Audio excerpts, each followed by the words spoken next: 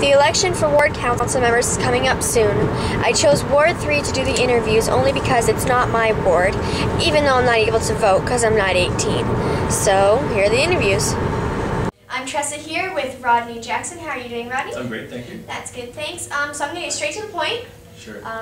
What interests you to be a council member for Ward 3? Yeah, a long time ago, probably in the 80s when I was a teenager, I got really interested in politics. I had a good friend of mine whose father was our member of parliament.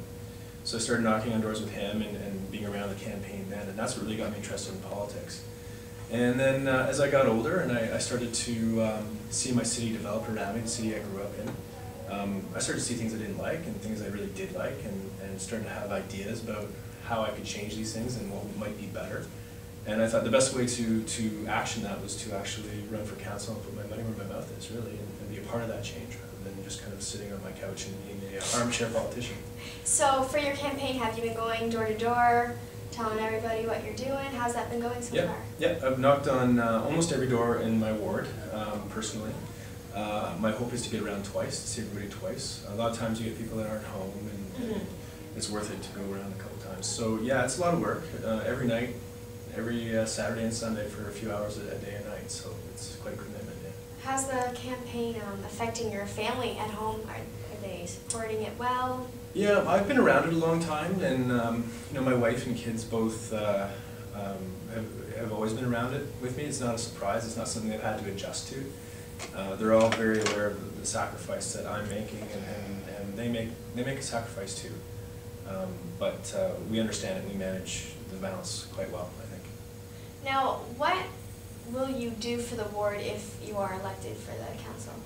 Yeah, well, Ward 3 is an interesting ward because it's an older part of the city mixed with a lot of new things. So, you know, right across from where I live, off of Cundles and Duckworth, there's a new development going in there, and that's going to require a lot of vigilance as it starts to come to fruition there. The infrastructure going in, the timing of that, like I'd like to make sure the infrastructure goes in before the actual development, so that we don't end up with a giant mess like we have in South End sometimes. So that by the time the buildings are all built, the people are coming to them, all the work is already done and traffic's moving freely and no one's really encumbered by that. But a big piece of my plan too is to make our streets safer. You know, over the past few years especially, we've seen an increase, a perceived increase anyway, in vandalism of people's private property, parks being misused for purposes that you know, they're not designed for. A lot of drug abuse, drinking, and other acts that really don't belong in parks. So I've actually authored and created this Safe Parks and Street strategy. They got passed a couple months ago. It's already being very successful, and you know, the answer isn't always more police. The answer is doing some things different.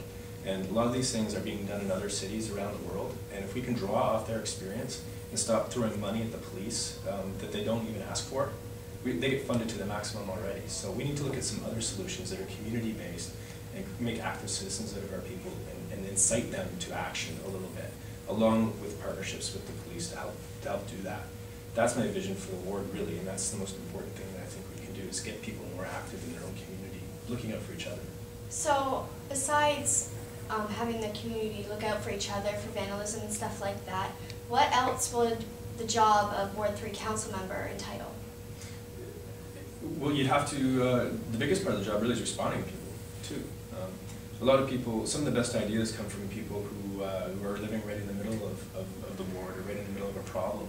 And I can learn a lot from their experience and their ideas. We have a lot of young people who have really good, fresh ideas about how to you know, manage our parks and how to get youth involved with the solutions. We have a lot of seniors who've got a lot of life experience and a lot of good experience that they can offer as far as bringing this forward. So those are the sorts of things I want to hear about and engage the public a lot on. And if I can do that as a counselor by, you know, responding to people and reaching out and making sure that I'm there to lend an ear and act upon those ideas, then I would consider myself being successful in that role. Now, if no one came to you with ideas for different ways that you can function in the community, would you go door to door to see what they feel they need to be improved? Yeah. Yeah? Yeah, well, that's the great part about the election process too, is you get to talk to people about a lot of this stuff. And that's where you start to realize people really do have a lot of really great, valuable input.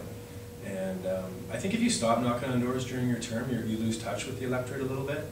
And I never have. I've knocked on doors all year. I haven't managed to, knock on everybody's door maybe through the whole term, but certainly I've made sure I got out a couple hours a week knocking on doors to make sure that I had my finger on the pulse of what was going on in different parts of my ward. Yeah, so you have to do that. You have to, or stay in touch in other ways too. There's other ways to stay in touch. So when did your campaign officially start for knocking on doors and stuff? For knocking on doors, I started in August, I guess, is when I earnestly started knocking on doors as part of the campaign. I spent June as the acting mayor, so that was tied up between my own business and actually being the acting mayor, which is that's a busy time to be acting mayor because there's a lot of events and whatnot to go to. And spent July getting myself organized and making sure I had my platform ready to go and my website up and the design and everything. And all the plans and budgeting set, so then I could hit the ground running in August. Now, because you have your own business, will you still be able to do full-time counseling of listening to people, or will it have to be split? How are you going to have to balance that? It's a very difficult balance. It is for anybody who's doing the job. The council job is a part-time job. You can't really live on the wages of a counselor in Barrie, anyway. So can you give it full-time attention? It's difficult, and I wouldn't lie to you and say that you can give it full-time attention, because I do have my own business, and as does every other counselor, either has their own business or has a full-time job, and some of them even commute to Toronto. But most people do. So the best time to talk to people is in the evenings anyway, and through the weekends.